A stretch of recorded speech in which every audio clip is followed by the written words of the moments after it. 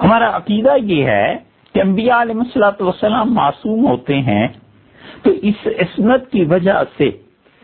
نبوت اور رسالت سے پہلے بھی ان کی حفاظت کی جاتی ہے۔ تو اس زمانے میں جو ہدایات اللہ کی طرف سے زبانی طور پر آتی ہیں، اگرچہ اسے وحی سے عام طور پہ تعبیر نہیں کرتے، مگر سچی بات اور حقیقت کی بات یہ ہے کہ وہ بھی وحی کی ایک قسم ہے۔ ہم یہ سمجھتے ہیں کہ حضور اقدس صلی اللہ علیہ وسلم کے دعوی رسالت غار حرا میں وحی آنے سے پہلے بھی حضور اقدس صلی اللہ علیہ وسلم اللہ کی نگاہ میں تھے، یقینی طور پہ اللہ کے علم میں تھے، اور اللہ تعالیٰ ہی جانتا تھا کہ اس ہستی سے کتنا بڑا کام لینا ہے۔ قیامت تک آنے والے کروڑوں نہیں اربوں انسانوں کو ہدایت اس ہستی کے ذریعے دینی ہے۔ اس لیے رسول اللہ صلی اللہ علیہ وسلم ایسے خدا کی نگاہ میں تھے کہ آپ کو اس وقت بھی ہدایات کی جاتی تھی کہ یہ کام کریں اور یہ نہ کریں، اگرچہ عام طور پر اس کو وحی نہیں کہتے، لیکن ہم جو اس کو وحی میں شامل کر رہے ہیں اس کی وجہ یہ ہے کہ صحیح بخاری میں کتاب الصلاۃ میں آیا ہے، اور کتاب الصلاۃ میں یہ بات آئی ہے کہ کسی انسان کا کپڑے اتارنا برہنہ ہونا کیسا ہے۔ پر امر واقعہ یہ ہوا تھا کہ بیت اللہ کی تعمیر اس وقت لوگ پتھر اٹھا کر رکھ رہے تھے، اور حضور اقدس صلی اللہ علیہ وسلم نے بھی پتھر اٹھانا تھا۔ تو ہوتا یہ تھا کہ جو چھوٹے بچے ہوتے تھے یہ اپنی لنگی اتار کر، تہمد اتار کر کندھے پر رکھ لیتے تھے تاکہ اس کے اوپر پتھر رکھ لیں اور کندھا زخمی نہ ہو۔ تو رسول اللہ صلی اللہ علیہ وسلم نے ایسا کرنا چاہا، اور پھر نبی کریم صلی اللہ علیہ وسلم کو بیت اللہ کی تعمیر میں قریش جب یہ کر رہے تھے تو یہ ہدایت کی گئی کہ آپ آئندہ ایسے نہیں کریں گے۔ امام بخاری رحمۃ اللہ علیہ اس حدیث کے راوی ہیں، مسلم نے بھی اس حدیث کو نقل کیا، اسی لیے امام نووی رحمۃ اللہ علیہ اور حافظ ابن حجر رحمۃ اللہ علیہ نے حضور اقدس صلی اللہ علیہ وسلم اور دیگر انبیاء علیہ الصلوۃ والسلام کی عصمت پر جو بات کی ہے، انہوں نے اس نقطے کو جانا ہے، اور وہ کہتے ہیں کہ رسول اللہ صلی اللہ علیہ وسلم رسالت سے پہلے بھی ایسی چیزوں سے باز رکھے گئے۔ حضرت حلیمہ کے یہاں بھی ذکر ہے، وہاں بھی کہ رسول اللہ صلی اللہ علیہ وسلم کو منع کیا گیا اس بات سے کہ آپ نے سارے جسم سے کپڑے نہیں اتارنے۔ بہت جگہ یہ آیا ہے، ابن اسحاق نے سیرت میں لکھا ہے کہ حضور اقدس صلی اللہ علیہ وسلم کے پرورش کا ابتدائی زمانہ تھا، اور آپ نے خود ہی ارشاد فرمایا کہ ایک دن کپڑے سارے اترے ہوئے تھے تو کسی نے ایک دھکا دیا، اور اس میں یہ آیا ہے کہ رسول اللہ صلی اللہ علیہ وسلم کو اس نے دھکا دیا، اور اس آدمی نے یہ کہا کہ اپنا آزار بند پہنو۔ ارشاد فرمایا انی لمع غلمان ہم اسنانی، میں بچوں کے ساتھ کھیل رہا تھا اور وہ میرے ہم عمر تھے سارے، تو ہم نے کیا کیا کہ جعلنا ازارنا علی عناقنا لحجارۃ ننقلها، ہم پتھر اٹھانے کی غرض سے گئے بچے اور ہم نے اپنی تہمد اتار کر اپنے کندھوں پر ڈال لی۔ تو جو ہی میں نے یہ کام کیا تو مجھے کسی نے دھکا دیا، اور شدید دھکا دیا، ایک دم سے اس نے مجھے پھینکا اور مجھے کہا کہ آئندہ ایسی حرکت نہیں ہونی چاہیے، اپنا تہمد باندھو۔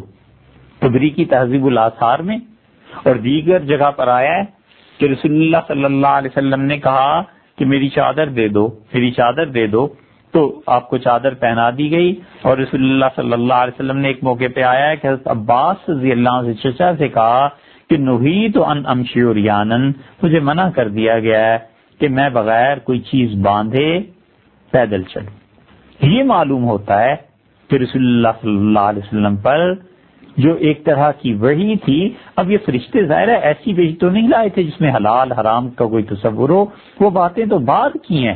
لیکن یہ پیغام جو لایا تھا اور جس نے دھکا دیا تھا اور جس نے ہلکا سا یہ ایک طرح کا عتاب تھا اور کہا کہ اپنا آزار بند باندھو، اور آپ نے فرمایا کہ دیکھیے چچا مجھے منع کر دیا گیا ہے کہ میں اریاں پیدل چلوں، یہ سب چیزیں بتاتی ہیں کہ حضور اقدس صلی اللہ علیہ وسلم کسی کی نگاہ میں تھے، اور اللہ نے بچپن ہی سے رسول اللہ صلی اللہ علیہ وسلم کی ایسی تربیت کی تھی کہ اللہ نے بتا دیا کہ وہی اس زمانے میں بھی آتی تھی، اگرچہ اس وحی پر یہ اطلاق نہ کیا جائے، مگر وحی کے طریقوں میں سے ایک طریقہ یہ بھی۔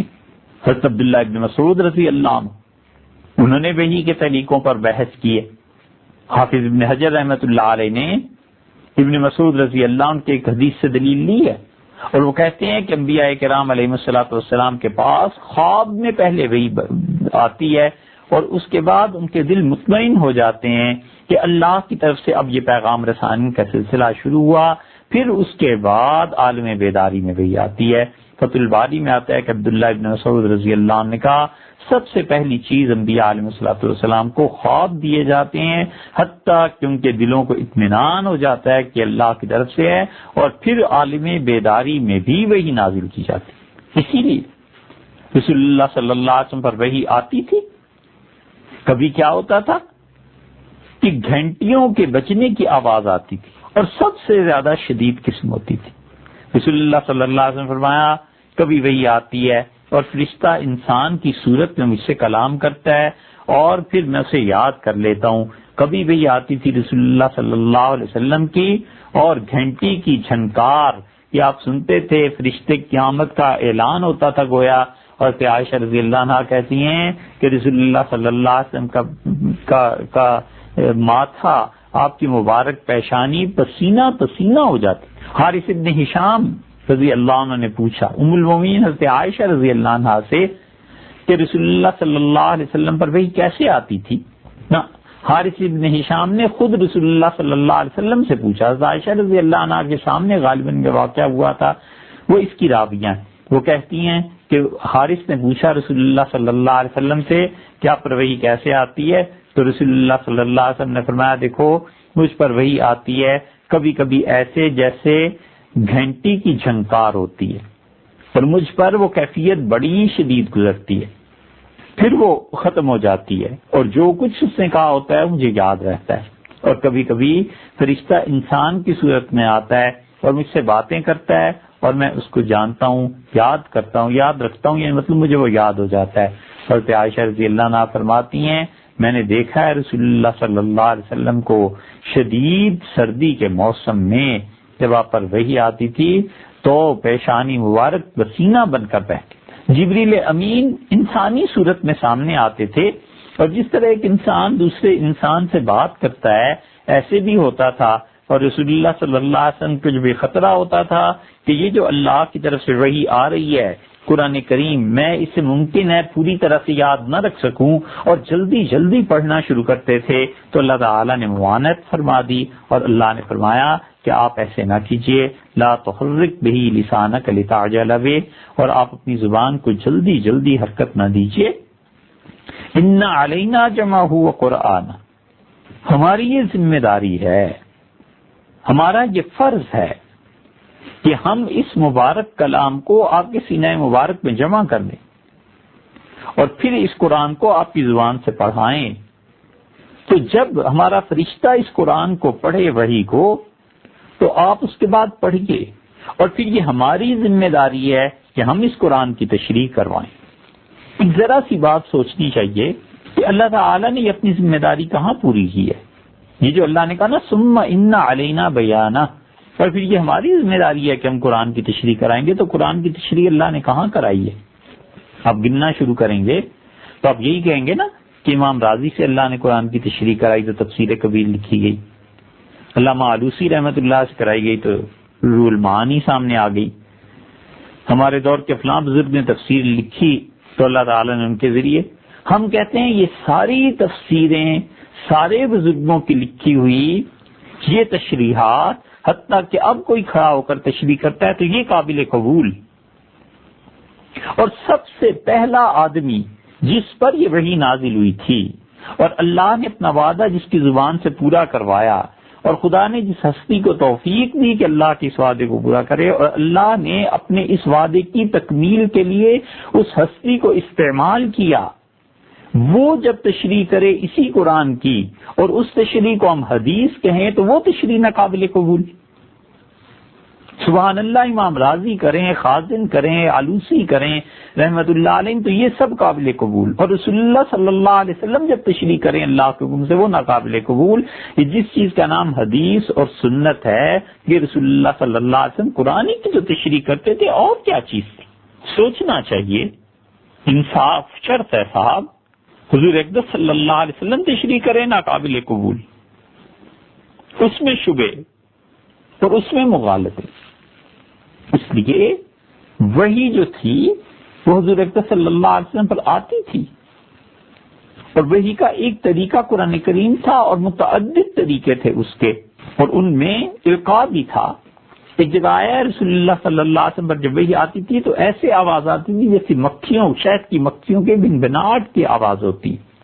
اور بسا اوقات وہی آتی تھی رسول اللہ صلی اللہ علیہ وسلم کے قلب مبارک میں ایک بات ڈال دی جاتی تھی، بس وہ اللہ کی طرف سے وہی اسے کہا جا سکتا تھا. بلکہ کہا جاتا ہے اللہ کی طرف سے رسول اللہ صلی اللہ علیہ وسلم سے فرماتے تھے کہ اللہ تعالیٰ نے نفث فی روحی، اللہ تعالیٰ نے میرے دل میں یہ بات ڈال دی. یہاں تک کہ رسول اللہ صلی اللہ علیہ وسلم کا خواب بھی وہی تھا. یہ سب چیزیں ایسی ہیں. ایک جگہ آیا آپ نے فرمایا رو، یعنی میرے ضمیر میں خدا نے یہ بات ڈال دی. کیا بات ڈال دی؟ کہ کوئی آدمی اس وقت تک نہیں مر سکتا جب تک اپنا رزق پورا نہ کر لے. اسی لیے بعض اوقات بعض لوگ اللہ کا جن سے وعدہ پورا ہونا ہوتا ہے اور اللہ تعالیٰ نے خاص ان پر کرم بھی فرمایا ہوتا ہے، وفات سے پہلے بہت کھانا کھانے لگتے ہیں. وہ اپنا رزق پورا ہو رہا ہوتا ہے، اس لیے کہ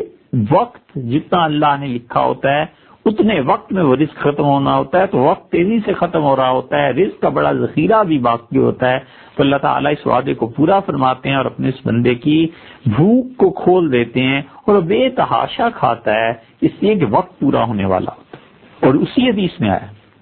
کہ اللہ تعالیٰ کسی آدمی کو موت نہیں دیتا جب تک کہ وہ عمر اور رزق نہ پوری کر لے. فاتقوا اللہ اجملوا فی الطلب وتوکلوا علیہ، اللہ سے ڈرو، رزق تو تمہیں ملنا ہی ملنا ہے، اچھا طریقہ اپناؤ اور اللہ پر بھروسہ کرو. پر ایسے بھی ہوا ہے کہ رسول اللہ صلی اللہ علیہ وسلم پر وحی آئی ہے بغیر کسی پردے کے، جیسے معراج کی رات میں ہوا، اور نیند بھی رسول اللہ صلی اللہ علیہ وسلم کی نیند میں بھی وحی آتی تھی. حدیث میں آیا حضرت معاذ رضی اللہ عنہ نے کہا کہ رسول اللہ صلی اللہ علیہ وسلم نے فرمایا اللہ تعالیٰ کو رات میں نے خواب میں دیکھا بہت بہترین صورت میں، اور اللہ تعالیٰ نے مجھ سے پوچھا کہ فرشتے ملائے اعلیٰ میں کس چیز پر بحث کر رہے ہیں، اور کبھی آدمی کی صورت میں فرشتہ آ جاتا تھا، داہیہ رضی اللہ عنہ کی صورت میں جبریل امین آتے تھے. اسی لیے امام بخاری رحمۃ اللہ علیہ نے صحیح بخاری کا آغاز کیا اسی بات سے کہ رسول اللہ صلی اللہ علیہ وسلم کتاب الوحی، یعنی وحی کو، کیونکہ وحی پر بنیاد ہے ساری کی ساری چیزوں کی، سارے دین کی. صحیح مسلم کی روایت میں آتا ہے حضور اقدس صلی اللہ علیہ وسلم یربو، روشنی دیکھتے تھے. اس کا مطلب ہے کہ کبھی آواز سنتے تھے، کبھی روشنی دیکھتے تھے،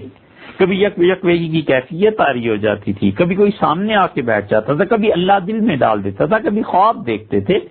یہ ساری کی ساری چیزیں وحی کی ہیں. اسی لیے نبی کریم صلی اللہ علیہ وسلم فرماتے ہیں میں مکہ مکرمہ میں ان پتھروں کو پہچانتا ہوں کہ جب مجھے نبوت نہیں ملتی تھی تو وہ پتھر یسلم علیہ مجھے سلام کیا کرتے تھے.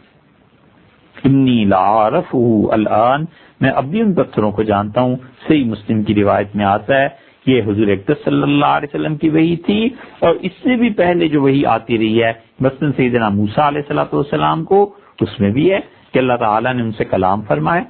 تو انہوں نے اس درخت سے آواز سنی، کہ وہاں سے اس وادی کے کناروں سے آواز سنی. خیر وہ تو الگ ایک بحث ہے، مگر یہ کہ ان پر بھی وحی آئی. حضور اقدس صلی اللہ علیہ وسلم پر فرشتے وحی لاتے تھے، جبریل امین وحی لاتے تھے. اور اس سے معلوم ہوتا ہے کہ فرشتے انسان کی شکل اختیار کر سکتے ہیں.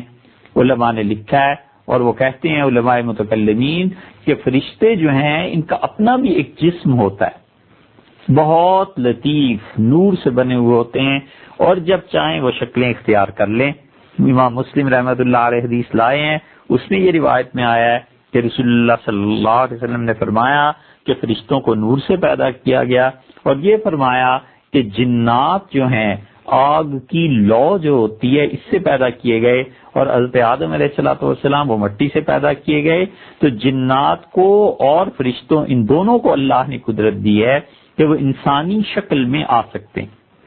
اب جبریل امین یہ کیسے انسانی شکل میں آتے تھے، امام الحرمین رحمۃ اللہ علیہ نے اس پر بحث کی ہے، اور ان کا خیال یہ ہے کہ اللہ تعالیٰ نے ان کی تخلیق میں جو جسم سے زیادہ حصے تھے انہیں فنا کر دیا، لیکن یہ بہت مشکل مسئلہ ہے۔ اہل علم اگر دیکھنا چاہیں تو امام الحرمین رحمۃ اللہ علیہ کی تشریحات دیکھنی چاہیے۔ حافظ ابن حجر رحمۃ اللہ علیہ نے بھی اس کی تشریح کی ہے، اور جبریل امین کے متعلق لکھا ہے کہ وہ آتے تو اپنی اصلی شکل میں تھے، لیکن تھوڑی سی تبدیلی کے ساتھ حضرت داہیہ رضی اللہ عنہ کی صورت بن جاتی تھی۔ شکل بشری میں وہ ایک عام آدمی دکھائی دیتے تھے، لیکن اپنی اصل شکل و صورت ان کی کیا تھی؟ جبریل امین کی حضور اقدس صلی اللہ علیہ وسلم فرمایا، حضرت جابر بن عبداللہ رضی اللہ عنہ کی روایت میں آتا ہے، رسول اللہ صلی اللہ علیہ وسلم فرمایا، میں جا رہا تھا کہ آسمان کی طرف سے ایک آواز آتی ہوئی سنی، تو میں نے جب نگاہ اٹھائی تو یہ وہی فرشتہ تو تھا جو میرے پاس ہیرا میں آیا تھا، اور آپ نے فرمایا کہ میں نے دیکھا فرفعت بصری، میں نے نگاہ بلند کی فاذا الملک، تو یہ تو فرشتہ تھا، الذی جاءنی بحرا، جو غار حرا میں میرے پاس آیا تھا، جالس علی کرسی بین السماء والارض، آسمان اور زمین کے درمیان یہ ایک کرسی پر بیٹھا ہوا تھا۔ ایک جگہ آیا رسول اللہ صلی اللہ علیہ وسلم فرمایا، میں نے جبریل امین کو 2 مرتبہ زندگی میں اصل صورت میں دیکھا، اور معراج کی شب آپ نے فرمایا میں نے دیکھا۔ بخاری میں بدء الخلق میں آیا، عبداللہ ابن مسعود رضی اللہ عنہ کہتے ہیں کہ رسول اللہ صلی اللہ علیہ وسلم سے فرمایا تھا کہ معراج میں نے جبریل امین کو دیکھا، 600 پر تھے ان کے۔ اور دوسری جگہ آیا کہ نبی کریم صلی اللہ علیہ وسلم نے فصد افق السماء، آسمان کا افق جو ہے، آسمان کا سامنے کا حصہ بھر گیا تھا جبریل امین سے، اتنا پھیلاؤ تھا پروں کا کہ فلک پر چھا گئے تھے۔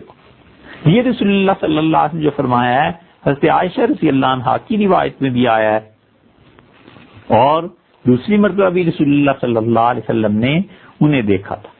اور جبریل امین کب آتے تھے، وحی کے اوقات کیا تھے؟ صبح شام رسول اللہ صلی اللہ علیہ وسلم پر وحی آتی تھی،